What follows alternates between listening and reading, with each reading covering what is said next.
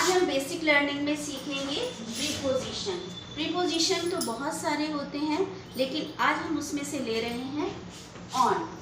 Preposition indicating relations on time, समय का महत्व बताते हैं प्रीपोजिशन। जैसे फ्राइडे, ये डे, कोई भी डे फ्राइडे एग्जाम्पल के रूप में है। Wednesday morning, debt plus morning afternoon, उसके आगे हम ऑन का यूज़ करते हैं। मंडे नाइट, ये हो गया हमारा एक पर्टिकुलर समय। 16 मार्च, कोई भी तारीख, तो उसमें हम ऑन का यूज़ करते हैं। Christmas day, on special day, कोई भी स्पेशल डे के लिए ऑन का यूज़ करते हैं। और I will meet you on the platform, ये हमें प्लेस बताता है कि कहाँ मिलना है, कौन से स्थान पर मिलना है, उसके लिए भी हम ऑन का यूज़ करते हैं।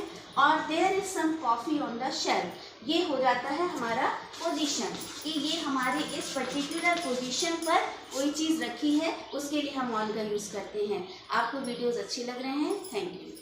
Hello friends, basic learning prepositions. आज हम बात कर रहे हैं preposition at. Preposition indicating relations on time, जब हम किसी जगह पर्टिकुलर समय की बात करते हैं, जैसे time 2 o'clock, 3 o'clock, 4 o'clock, 5 o'clock। Festival, Christmas, festival Christmas, Holi, Diwali, Dussehra, उसके लिए हम एट का यूज़ करते हैं। लंच टाइम, मील टाइम, कोई भी खाने का समय, उसके लिए भी हम उसके आगे एट का यूज़ करते हैं। द वीकेंड नाइट, कुछ भी बोलेंगे इसके लिए हम एट का यूज़ करेंगे। और पर्टिकुलर प्लेस के बारे में बताने के लिए, ही लिव्स एट नंबर 5, यहाँ पर कोई भी प्लेस हो सकता है, एग्जैक्ट प्लेस हो सकता है, गली हो सकती है, कोई रूम हो सकता है, कोई अपार्टमेंट हो सकता है। एग्जैक्ट, उसके लिए हम एट का यूज़ करते हैं। I will meet you at the station, अगला है मैं स्टेशन पर तुमसे मिलूँगा। Particular place.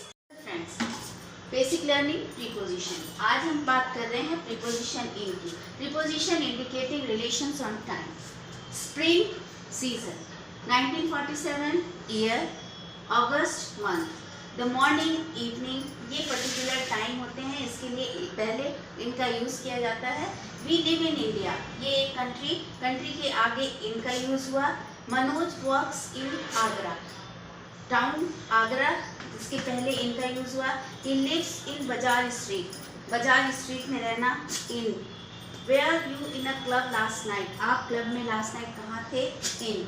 Throw it in waste paper और बिन कंटेनर, इसके पहले भी इनका यूज़ हुआ।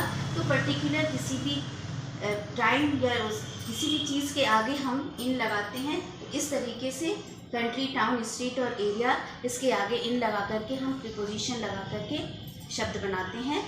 आज हमने सीखा। फ्रेंड्स, मैंने अपने प्रीवियस वीडियोस में इन एंड एट का यूज़ बताया। ये एक प्रीपोजिशन है।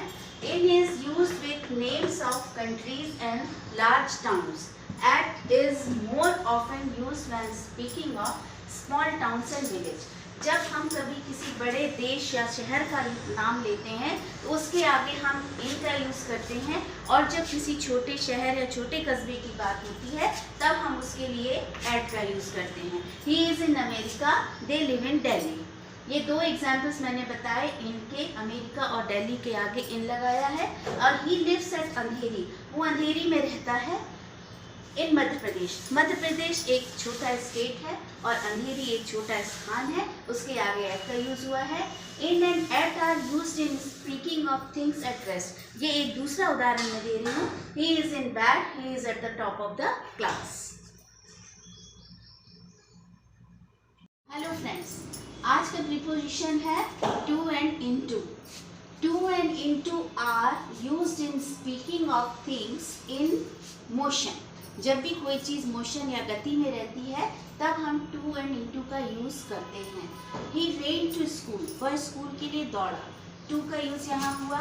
ही जम्प्ड इनटू द रिवर, वो नदी के अंदर कूदा, तो यहाँ पर इनटू का यूज़ हुआ। The snake crawled into its hole, snake, सांप अपने बिल में रैन के घुसा, इसके लिए हमने इनटू का यूज़ किया। He is going to Kolkata, वह कोलकाता जा रहा है। He is peeping into जग, वो जग के अंदर झांक रहा है। तो टू एंड इनटू का यूज़ आपने समझ लिया फ्रेंड्स। जब कोई भी चीज़ मोशन में होती है तब हम उसके लिए प्रीपोजिशन टू एंड इनटू का यूज़ करते हैं। फ्रेंड्स, मेरे वीडियोस आपको अच्छे लग रहे हैं और प्रीवियस के वीडियोस भी आप देख सकते हैं। Thank you. हेलो फ्रेंड्स, आज बेसिक लर्निंग के तहत हम बात कर रहे हैं प्रीपोजिशंस की। प्रीपोजिशंस, अभी प्रीवियस वीडियोस में हमने इन का यूज़ किया। इनके यूज़ बहुत तरीके से होते हैं। आज हम बात कर रहे हैं in and with in. In is used before a noun denoting a period of time, means at the end.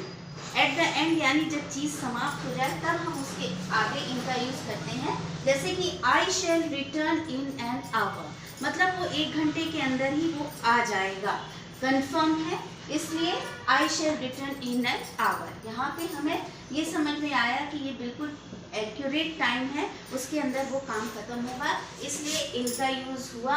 और within means before the end of. As example, I shall return within an hour, मतलब वो 1 घंटे के अंदर ही अंदर आ जाएगा। तो इसका मतलब होता है विद इन और इन। इनके दोनों के डिफरेंस आपने समझ लिए फ्रेंड्स। आपको वीडियोस अच्छी लग रही है।